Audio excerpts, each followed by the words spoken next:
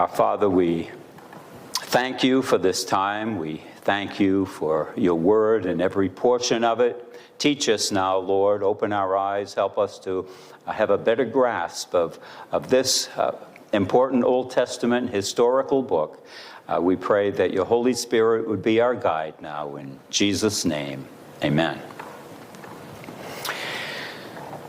In 1 Kings, we noted that this book has two different sections, two main sections. The first 11 chapters deal with Solomon's reign. It was a reign of peace and prosperity, and that was about 40 years. And the second half of 1 Kings, chapters 12 through 22, deal with the next 80 years, historically, of a divided kingdom.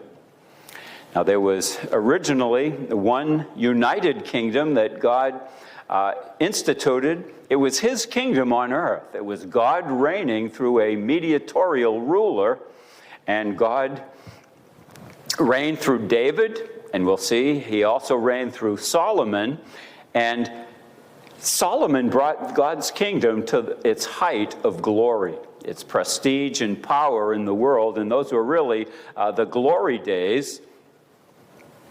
And this book begins, 1 King began with David on his deathbed amid a lot of intrigue in the palace at that time. But David basically hands off or passes the baton to his son Solomon, and he was the first son of David to sit and rule on the throne of David.